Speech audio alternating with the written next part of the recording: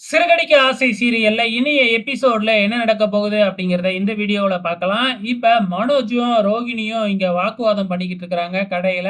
அந்த நேரம் பார்த்து ரோகிணிக்கு ஒரு வீடியோ வருது. அது என்ன வீடியோ அப்படின்னா, நம்ம முத்துவ போலீஸ் அரெஸ்ட் பண்ணிக்கிட்டு போறதுதான். இந்த ஸ்ருதியோட அம்மா அத வீடியோ எடுத்து எல்லாருக்குமே அனுப்பிக்கிட்டு இருக்காங்களாட்டுக்கு. சோ இப்ப விஜயாவுல இருந்து தன்னோட மக ஸ்ருதி எல்லாத்துக்குமே அந்த வீடியோ போயிடுது. எல்லாருமே அந்த வீடியோவ பார்த்துட்டு ரொம்பவுமே அதிர்ச்சி ஆகுறாங்க. இந்த பக்கம் வந்து பார்த்தீங்கன்னா, நம்ம மீனா வந்து தன்னோட வீட்டுக்காரருக்கு ஃபோன் பண்றாங்க. முத்துவுக்கு ஃபோன் பண்ணும்பொழுது ஒரு போலீஸ் தான் எடுக்குறாங்க. அதுக்கப்புறம் அந்த போலீஸும் நடந்த விஷயத்த எல்லாமே சொல்றாங்க.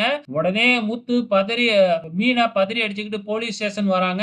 இந்த பக்கம் இன்ஸ்பெக்டர் ஏற்கனவே உனக்கும் அவருக்கும் வந்து முன்பகை இருக்குல்ல, அதனால தான் வேணும்னே வந்து அவர் மேல மோதுனியா அப்படின்னு சொல்லிட்டு முத்துவ விடக்கூடாது அப்படிங்கிற மாதிரி சொல்றாங்க. சோ எப்பயும் இருக்கிற இன்ஸ்பெக்டர் இல்லையாட்டுக்கு. சோ வேற இன்ஸ்பெக்டர் தான் இருக்கிறாப்ல.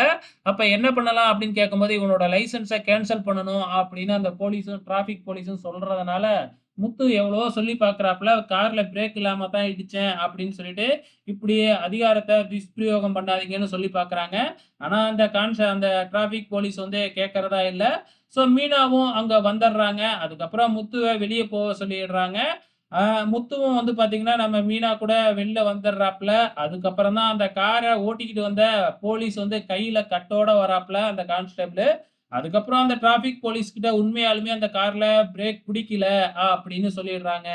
ஆனா, அந்த டிராஃபிக் போலீஸ் வந்து அத யார்கிட்டயும் சொல்லாதீங்க அப்படின்னு மறைச்சர்றாப்ல. சோ இந்த இது மட்டும் உண்மை வெளிய வந்ததுன்னா, முத்து மேல தப்பு இல்லன்னு நிரூபணம் ஆயிடும். காரும் கிடைச்சிரும் இல்லையா? சோ அதனால நேரம் பார்த்து இந்த டிராஃபிக் போலீஸும் ரொம்பவுமே பழிவாங்க ஆரம்பிக்கிறாப்ல.